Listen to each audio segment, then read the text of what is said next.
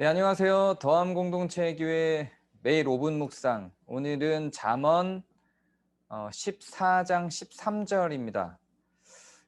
오늘은 처음에는 제가 이제 얼굴이 나오고 설명을 하고 칠판에 쓰면서 하기도 하고 했었는데요. 그리고 중간부터 이제 PPT로 전환을 했었죠. 근데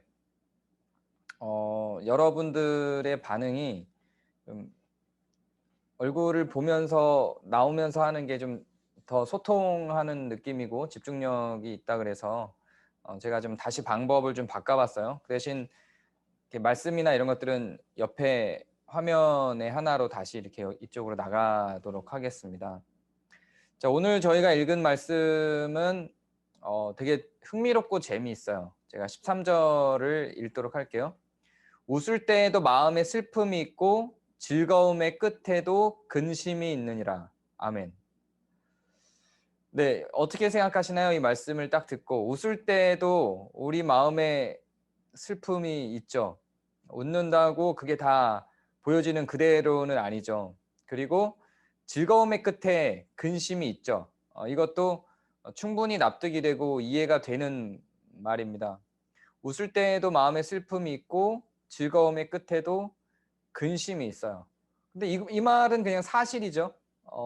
누군가에게 겉으로 보여지는 기쁜 모습이 전부가 아니라 그 안에는 슬픔이 있을 수 있다는 거예요. 근심이 있을 수 있다는 거죠.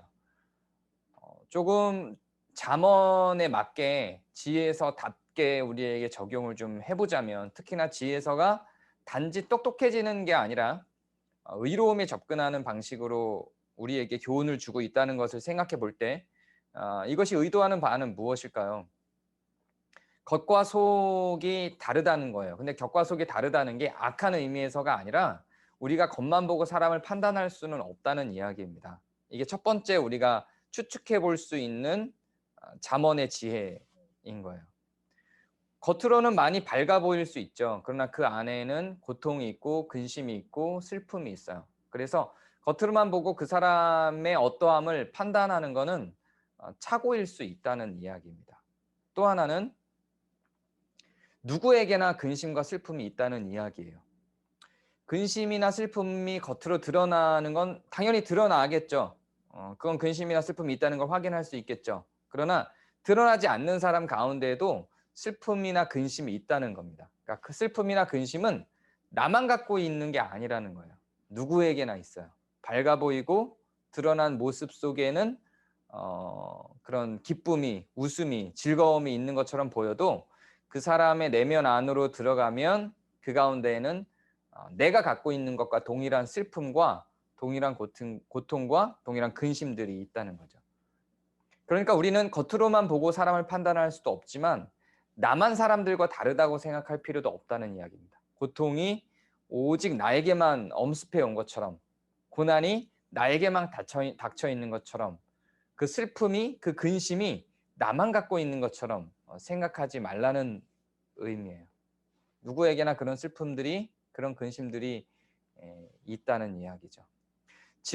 그러면은 그런 세상에서 우리가 무엇을 추구하고 찾을 수 있겠어요? 우리는 그럼 다 슬퍼? 우리는 희망이 없어? 이렇게 생각하겠죠. 근데 이 잠언을 쓴 사람이 솔로몬이란 말이에요. 솔로몬이 전도서도 썼거든요. 그가 갖고 있는 지혜가 무엇일지를 생각해 보시면 됩니다. 인간의 실존에 대한 이야기예요. 인간이란 무엇인가? 이 세상에서 살아가는 인간은 누구인가에 대한 이야기를 하고 있는 겁니다. 마냥 즐겁고 좋기만 한 사람은 없다는 거죠. 그것이 희노애락이 우리의 삶에 엮여서 누구에게나 그렇게 동일하게 희노애락을 안고 살아간다는 이야기입니다. 슬픔과 근심이 아예 없이 살아가는 사람은 존재하지 않는다는 거죠. 겉으로도 판단할 수 없지만 나 스스로에 대한 모습만 보고 나만 슬프고 근심을 갖고 사는 줄 알고 자괴감이 들 필요도 없다는 이야기를 하는 겁니다. 오늘 여러분들 가운데 어떤 슬픔이 있나요? 근심이 있나요? 그건 여러분만의 것이 아닐 수 있습니다. 그리고 혹시 다른 사람들은 너무 잘 사는 것처럼 보이나요? 그 사람들에게도 슬픔과 근심이 있어요. 다가가서 그들의 슬픔이 무엇인지, 근심이 무엇인지를 이해하고 웃는 얼굴을 보인다 할지라도 위로해 줄 수 있는 아량이 여러분들 안에 있게 되기를 바랍니다. 감사합니다.